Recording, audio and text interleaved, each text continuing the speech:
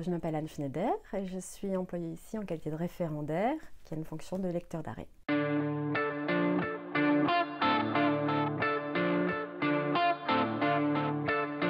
Effectivement, la fonction de lecteur n'est pas connue et elle n'a pas son équivalent dans les juridictions nationales, ni même à la Cour européenne des droits de l'homme.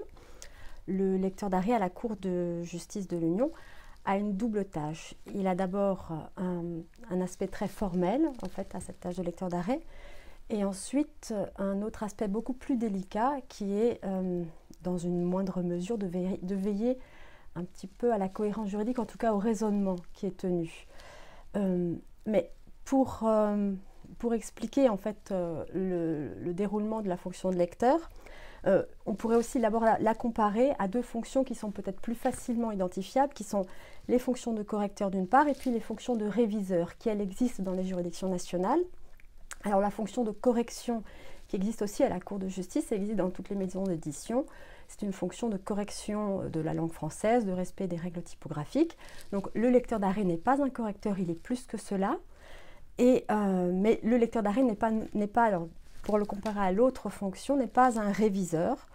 Donc il n'a pas, par exemple, pour prendre comme référence la fonction de jurisconsulte à la Cour européenne des droits de l'homme, qui était exercée par exemple par Vincent Berger, qui lui était chargé de veiller à la cohérence aussi juridique des arrêts de la Cour européenne des droits de l'homme, et qui faisait ce qu'il appelait le quality check. Donc le lecteur d'arrêt à la Cour de justice de l'Union n'est pas un réviseur ou un jurisconsulte en ce sens-là. Sa fonction en fait est au milieu de ces deux fonctions.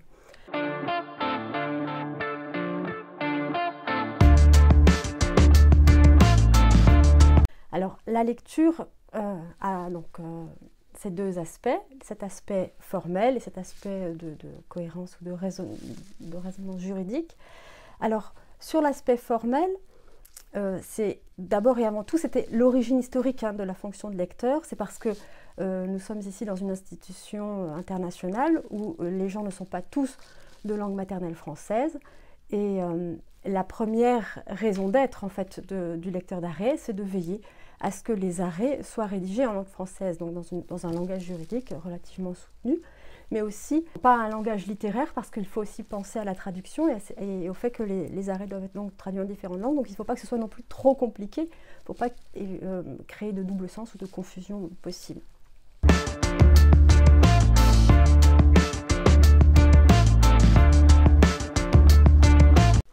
Alors on veille aussi à ce que les référendaires rédigent les projets de motifs suivant les différents types de contentieux, parce qu'il y a des règles qui sont propres, des règles de citation ou des règles de rédaction qui sont propres plus exactement à chaque contentieux.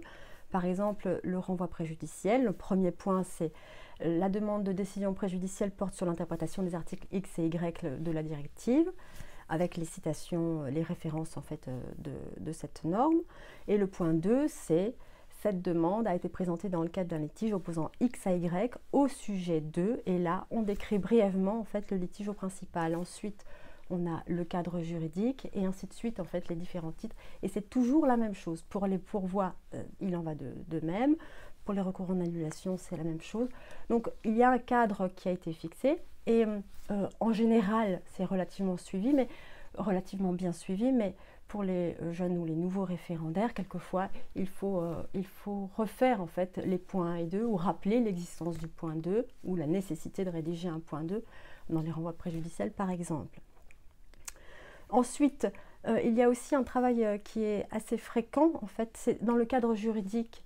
C'est-à-dire qu'on veille aussi, et c'est pour cela que les lecteurs d'arrêt sont plus que des correcteurs et doivent être donc des juristes, c'est-à-dire qu'on veille à ce que la norme dont l'interprétation est demandée ou les normes qui sont utilisées dans le cadre du raisonnement de la Cour sont des normes qui sont applicables ratione temporis. Donc il faut veiller donc à la citation de la norme en vigueur, ou en tout cas en vigueur au moment des faits au principal, et souvent il y a des interventions en fait sur la norme applicable et des modifications sur la norme applicable ou des signalements en disant attention, la norme qui est citée est une norme qui est postérieure à cette période, et est-ce que le juge de renvoi souhaite, dans le cadre des préjudiciels, souhaite l'interprétation de deux versions d'une même directive. Donc on attire l'attention en fait du référendaire sur la norme applicable, ou on modifie quand il n'y a aucun doute,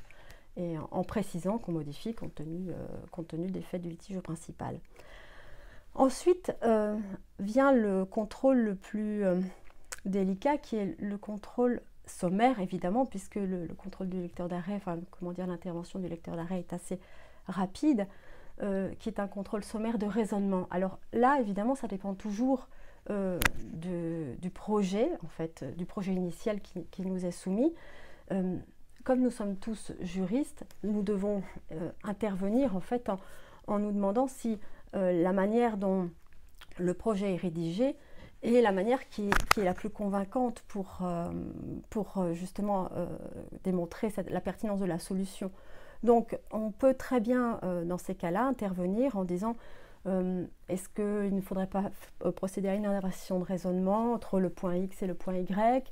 Est-ce que le point X qui intervient au milieu de ce raisonnement ne devrait pas être supprimé parce qu'il vient amoindrir ce qui vient d'être dit, ou il ne s'insère pas dans le raisonnement qui a été tenu précédemment?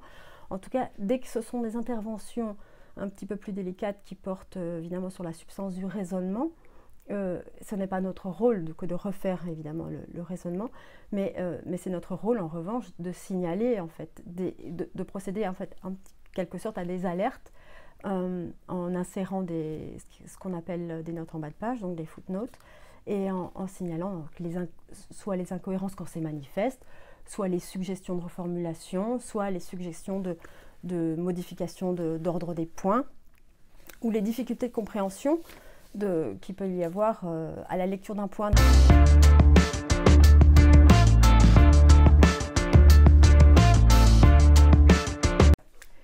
Donc on peut aussi signaler en fait l'oubli de statuer sur une partie des conclusions dans le cadre des pourvois, ou le fait qu'on a statué au-delà de certaines conclusions. On veille aussi au respect de la terminologie habituelle, c'est-à-dire que la Cour a un certain langage juridique, et quand on s'éloigne un petit peu trop donc, de cette terminologie habituelle, on indique en note en bas de page que il n'est pas d'usage dans la pratique rédactionnelle de la Cour d'utiliser une expression telle que, et il est préférable d'utiliser cette expression pour que en fait, le projet final soit un projet relativement harmonieux avec les précédents. Donc le lecteur d'arrêt est chargé aussi donc, de veiller à la cohérence en fait, rédactionnelle des arrêts de la Cour.